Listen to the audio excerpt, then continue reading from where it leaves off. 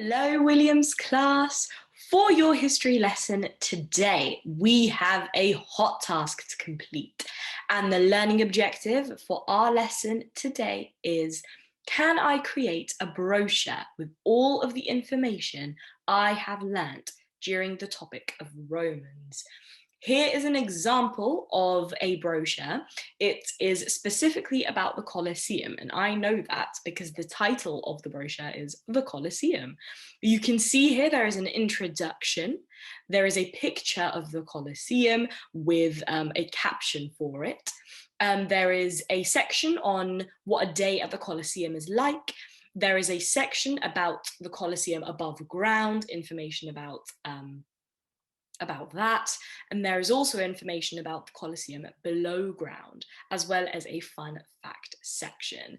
I'll read it out to you just to give you an idea of what a brochure contains. So it says, the Colosseum. The Colosseum was originally called the Flavian Amphitheatre. It was, however, a colossal building, and soon the nickname stuck. It was the largest open-air stadium in the Roman Empire and could seat up to 50,000 spectators. It was built in the centre of Rome by order of the Emperor Vespasian and took 10 years to build, completed in AD 80. For 500 years, Roman emperors put on extravagant but barbaric shows about 90 times a year. They wanted to show off their power and feed the bloodthirsty tastes of the mob. And then the picture's caption says, much of the Colosseum still stands to this day, and tourists come from all over the world to see it. A day at the Colosseum. A day at the Colosseum began with grand parades of gladiators, musicians, dancers, jugglers, and priests. Then, in the mornings, there would be wild animal hunts, performing animals and fights between animals. Gladiator fights took place in the afternoons.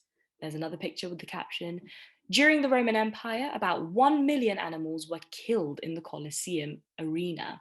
Emperor Trajan had 11,000 animals killed just to celebrate winning a war. The other picture's caption says, the wide exit tunnel was called the Vomitarium. There were also aqueducts leading to the arena so that the stage could be flooded and pretend sea battles could be performed by gladiators. Above ground. Above ground, there were 4 levels of arcades and rows of seating. Women had to sit in the back rows away from the men. The wealthiest senators and the emperor had the best seats towards the front. The arena itself had hidden trapdoors under a sand-covered floor and often had fancy staging and scenery on it. Below ground. Under the ground was a maze of passageways, tunnels, holding pens, and cages for humans and wild animals. Some animals were starved and tormented so that they would be hungry and fierce when let loose in the arena. Lifts were used to carry animals or prisoners up into the arena. Did you know?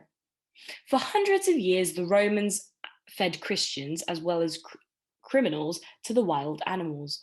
When Emperor Constantine accepted the Christian religion, this soon stopped.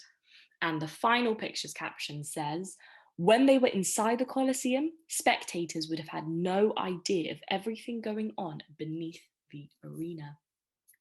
After reading that, I feel like I've gained a lot of knowledge on the Colosseum, which is what a brochure aims to do. It aims to give information. So what is a brochure? A brochure contains information, it contains pictures, and it is used for advertising purposes. Advertising means that you're selling an idea.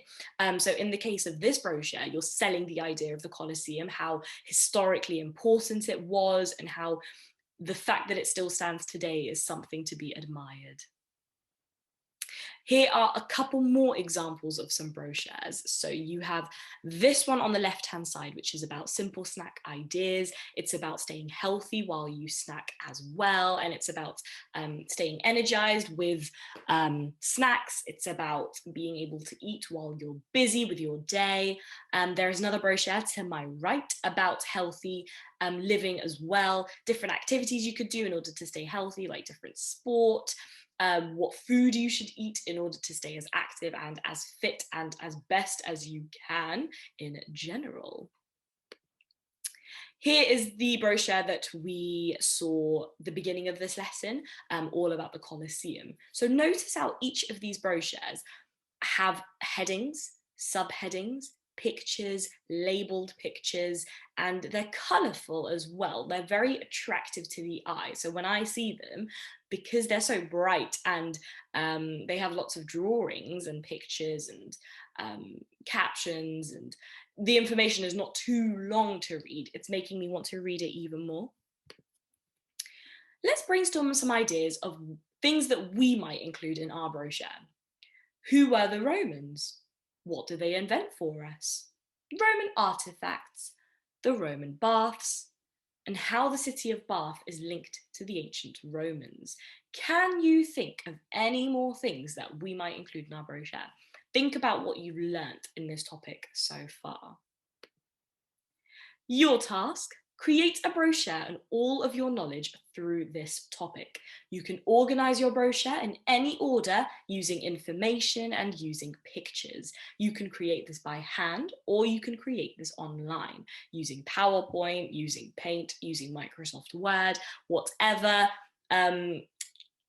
platform you would like to use, or you are more than welcome to do it by hand.